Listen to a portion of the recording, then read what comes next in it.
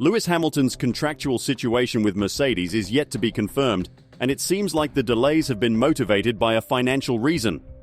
Mercedes is not ready to pay what Hamilton feels like he deserves after all of these years with the Brackley-based squad, and this has the potential to be the deal-breaker between both sides.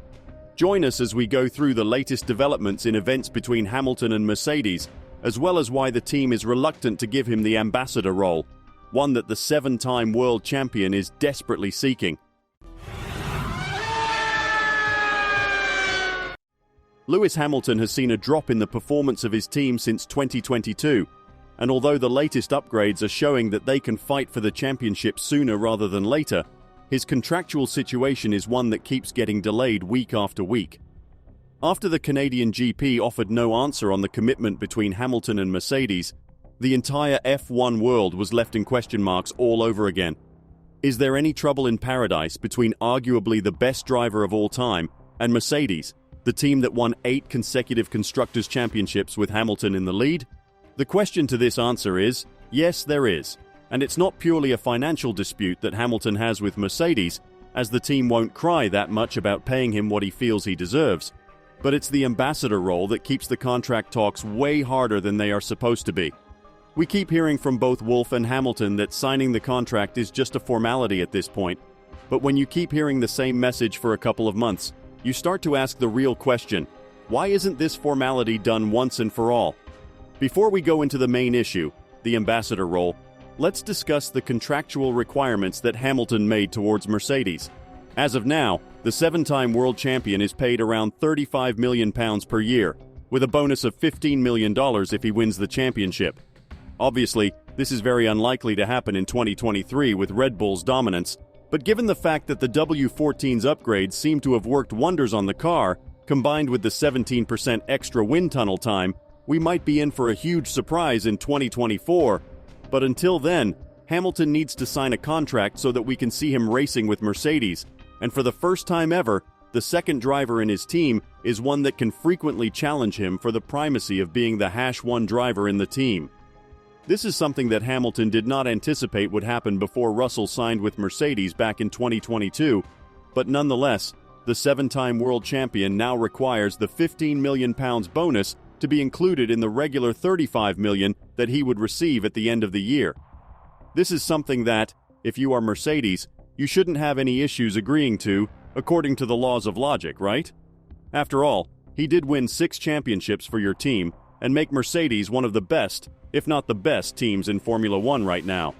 On top of that, he stayed with them when the team hit their lowest point in 2022 with the no-pod side-pod design. And while he had a couple of subtle digs at the engineers and the team for not listening to him when they should have, he never expressed a wish to depart from the team. Entering his 11th consecutive season with Mercedes, Hamilton has one goal on his mind: winning the 8th record-breaking championship, one that would see him pass Michael Schumacher as the most accomplished driver of all time. But times are much different now, and both Mercedes and Hamilton know that. Up until 2022, Hamilton's teammate was more or less second fiddle in the team, and Mercedes knew that they had to rely on Hamilton in order to achieve everything they did. This time, they have this young Brit called George Russell, who has been performing at Hamilton's level much more frequently than any other teammate of Hamilton did, except for Rosberg back in 2016. Therefore, Mercedes knows that they are holding the cards in the negotiation talks, but paradoxically enough, this is not the dispute that Hamilton is having with Mercedes. The dispute is over the ambassadorial role, which Hamilton wants to have after he ends his F1 career.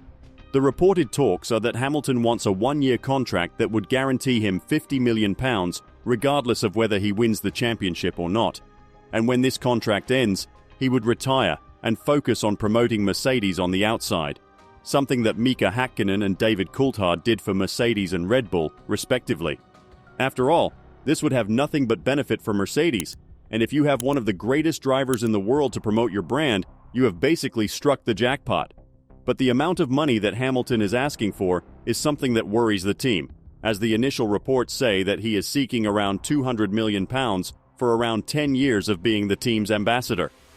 If you put that into perspective, that is more than half of what he is currently making as an F1 driver, excluding the £15 million bonus for winning the championship. So, While it does make a lot of sense for Mercedes to sign the ambassador deal with Hamilton, one couldn't help but wonder, is there a financial benefit to it?